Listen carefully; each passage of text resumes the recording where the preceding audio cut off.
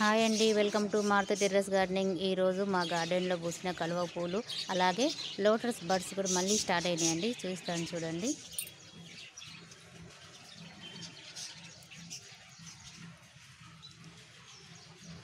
ఇది ఇంకా బ్లూమ్ అవ్వలేదండి.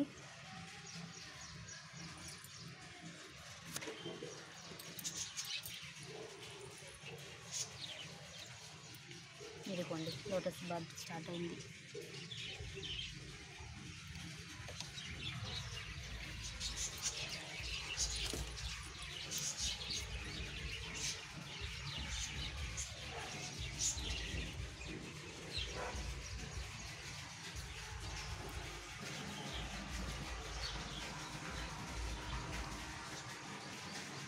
చూడండి ఎంత పెద్దగా ఉన్నాయి. ఇది నేను 10 లీటర్స్ పెరుగు బకెట్లలో పెట్టానండి.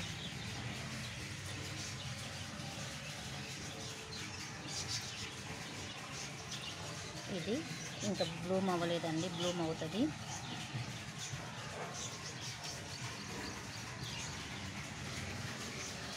ఇది 20 లీటర్స్ వాటర్ పెయింట్ బకెట్లో పెట్టానండి. అంటే ఇది టబ్బు మెథడ్లో పెట్టాను. మన కేజీ పెయింట్ డబ్బా ఉంటుంది చూడండి, అందులో పెట్టింది. ఇది ఇంకా మొగ్గలు కూడా ఉన్నవి.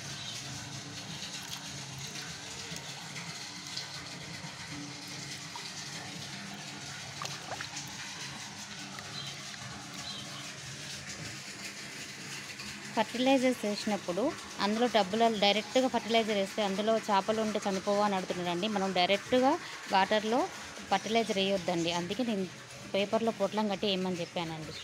పేపర్లో పొట్లం కట్టేసి మనం మట్టి వేసి పెడతాం కదా, ఆ మట్టిలో ఇలా పక్కకంటూ డిప్ చేయాలండి.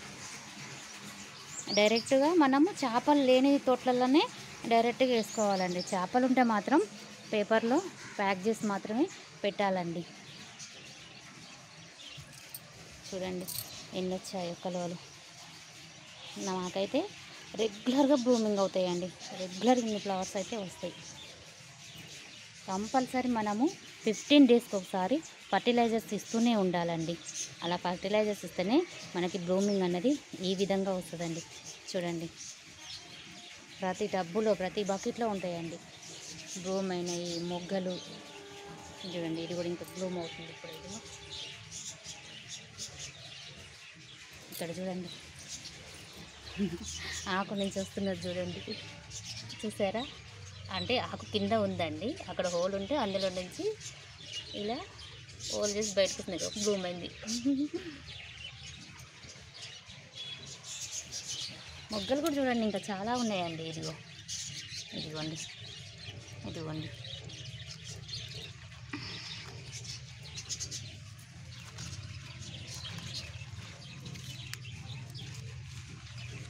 చూడండి ఎలా బ్లూమ్ అయ్యాయో.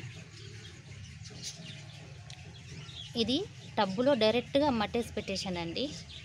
చూడండి చిన్న బకెట్లు అయినా పెద్ద టబ్బులైనా ఫ్లవర్ చూడండి సేమ్ సైజులో ఉంటుందండి. మనం ఇచ్చే ఫర్టిలైజర్స్ బట్టి మనకి ఫ్లవర్స్ అన్నవి బ్లూమింగ్ అవుతాయండి. మీకు కనుక ఈ వీడియో నచ్చితే లైక్ చేయండి, షేర్ చేయండి, మీ ఫ్రెండ్స్కి తప్పకుండా సబ్స్క్రైబ్ చేసుకోండి. Thank you.